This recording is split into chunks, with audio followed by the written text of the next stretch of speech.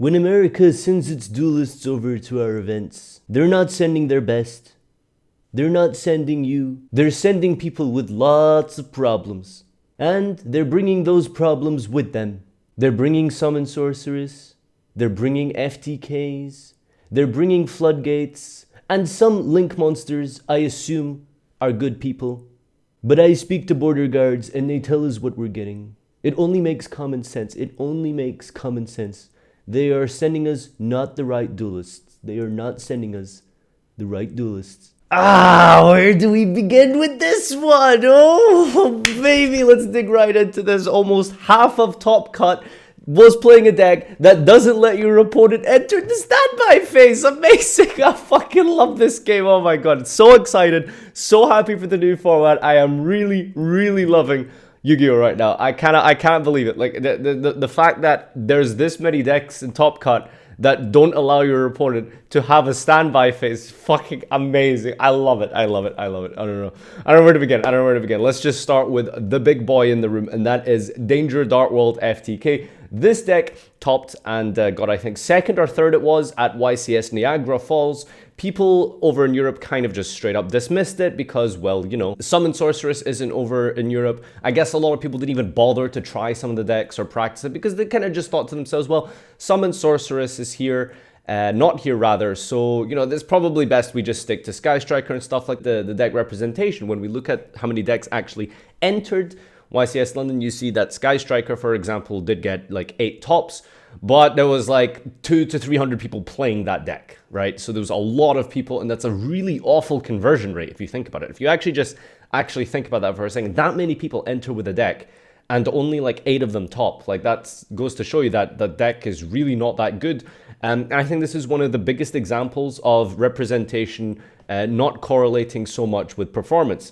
The biggest example, and probably one of the greatest turnovers you will ever see in Yu-Gi-Oh! Is Danger Dark World had literally 50 players, 50 entrants. That's how many people played that deck at this event. Of 1,600 duelists, let's assume half of them are garbage and aren't there to do well, and they are literally just there for Comic-Con. That's still an insane number. You have like 800 actual serious competitive duelists who are trying to do well and see how far they can go in the game. And yeah, 50 out of 800 is still an insane number. So the very fact that that many duelists entered and got a conversion rate of 20% into Top Cut is unreal. That's just to show you how insane this deck is. So I wanted to break it down a little bit more and talk about just exactly why this deck is good. What you do is you basically use all of the danger effects in your hand, and then they summon a monster onto the board. Big if true, drawing a card in the process. Wow, +1. Ain't that some shit? So what you do is you just make a bunch of guys curious, send your combo pieces to the graveyard. That involves Cannon Soldier, that involves Grapha, that involves Snow, in order to set up that infinite loop with Snow and Grapha, and of course the Cannon Soldier himself to FTK you. That, my friends, is how the deck works. Very simple on paper, actually, but the actual linking plays and stuff that you do can be a little bit confusing, but with enough practice, and guess what? When I say practice, you sit there by yourself and you just play the deck, because that's how you practice Danger Dark World. I saw my friends practicing this deck. That's not what we do before an event. Let's test before an event. And I just look at Jordan, and he's just playing by himself. Just playing by himself. These games are for 2 players, by the way. This game, spoiler, you might not be aware, you might have forgotten, Yu-Gi-Oh! Is a 2-player game. I wasn't aware of that actually this weekend. I assumed that this was a solitaire, like single-player game. You just open a menu and go to single player, and you get story mode. And you start with Danger Dark World, and that's your story mode. Yeah, that's you. That's how the game works. Okay, very fun, very awesome. So the deck itself doesn't need Sorceress at all. You actually don't need Summon Sorceress at all, and you get one of the most consistent FTKs in the history of this game. I saw some people debating what's worse, Danger Dark World or Frog FTK. Mate, I will tell you, Danger Dark World doesn't hold a candle to any other FTK in the game. Sorry, I meant to say that in the opposite way. I'm not even going to bother editing that. That's how fucking pissed off I am at this deck. Danger Dartwell is insane. The very fact that you can just turbo out your whole deck, not lose to hand trap, something that people were suggesting. But let me tell you one other important aspect about this deck that I want to bring up. There is a card called Alter Entity Azathoth that you can rank up into over Nyarla, and that makes it so that your opponent cannot activate monster effects for the rest of this turn. So what you do is you make a rank 4 monster with your Armageddonite and Zephyros or whatever else that it is, when your Dangers, Chupacabra and stuff, level 4 Mothman. There's a bunch of level 4s you can play. So you put that on the board with, like, for example, Armageddonite, make Azathoth, and you cold wave your opponent from activating any kind of hand traps for the rest of the game. What if my opponent has Infinite Impermanence or Effect Veiler to negate the Azathoth? You see, the way Azathoth works is that once it hits the board, that's it. As long as the summon is legal, it is like a condition placed upon the duel. Fair! That's fucking, that's so fair. That is so fair. I love that. I love that. Amazing. It doesn't activate. The effect to cold wave your opponent, stop you from responding to your opponent, doesn't activate. Doesn't activate. Okay, very fun. Nice. Awesome. I think I've said enough about Danger FTK. That deck's stupid and dumb, and 9 of them topped out of 50 players. That's like a 20% conversion rate almost. Yeah, fix this game. Seriously, fix this game. Now, Sky Striker, I said at the beginning, it got the second most represented, almost tied the best deck for the format, apparently. But then again, like I said, you consider how many people entered this event, it's not surprising that many people topped. Almost like 200 to 300 people playing Sky Striker to get eight top cut spots, which, you know, by comparison to, for example, FTK and even Alta Geist, you'd say that those decks are kind of just better because, well, they just simply had a better conversion. Sky Striker, I mean, I guess one of the advantages is that you probably have a little bit more hand traps in your deck compared to other decks because, well, you know, the engine is like a little bit smaller. I don't know if it's good enough to have taken away the whole event, which was, well, I guess it technically did win the event, but it was a weird final. That was a very strange final. You know, 9 Danger FTK and like the finals Trickstar and Sky. Don't even get me started on Trickstar. Don't even get me started on Trickstar. Let's move on to Alta Geist.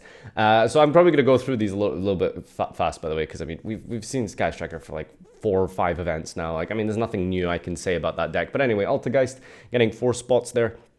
Kind of surprising. I'm not really sure how it managed to do that well. I think basically it's because of the fact that, no, I don't know. I actually don't know how Alta Geist did that well. 4 spots is pretty respectable. It's not exactly amazing. But yeah, I don't know. I guess people kind of slept on it for the earlier part of like the summer. And now as we progress into the autumn and winter part of Yu-Gi-Oh, I guess people have just kind of gotten better at it because there was a period in time where Alta Geist just wasn't played, and I think it was really slept on. So I think a lot of people are starting to realize the deck's full potential, which isn't that much because summon a guy, bounce a card, set a trap. Not really much, I don't know, Ultra Instinct to be realized there. It's just a trap deck. So yeah, Alta Geist doing pretty well, I would say. I can't really put my finger on what it is about this event that let it do well because, I mean, I don't think it has that many hand traps to stop FTK, so I guess I think it's good. It's got a good matchup against everything that is in FTK, probably. And if you draw impermanence at the right time and you use it on Cannon Soldier, generally that's game. Burning Abyss, blasted deck. Now, if you watch my prediction for YCS London, you would have seen that I suggested that Burning Abyss was going to win the final and he was going to drop a Kaiju and summon Hydrolander at BLS and OTK through a Thunder Dragon Titan. Instead, we got Licorice and Candina in the final instead of Dante. It's kind of fucking insulting, if you ask me. Not really much to say about Burning Abyss, honestly. Kind of pretty much the same lists per se. The same people topped, Oosters and Thomas Rhodes from YCS, Niagara. Oosters playing pretty much the kind of same build that he did back then. Thomas Rhodes playing something fairly similar to that. Also, yeah, Burning Abyss, decent deck. And when you have some of the players who are known for this deck piloting it, they top. So yeah, good deck, strong.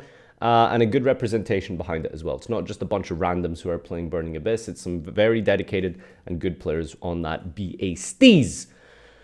The next deck.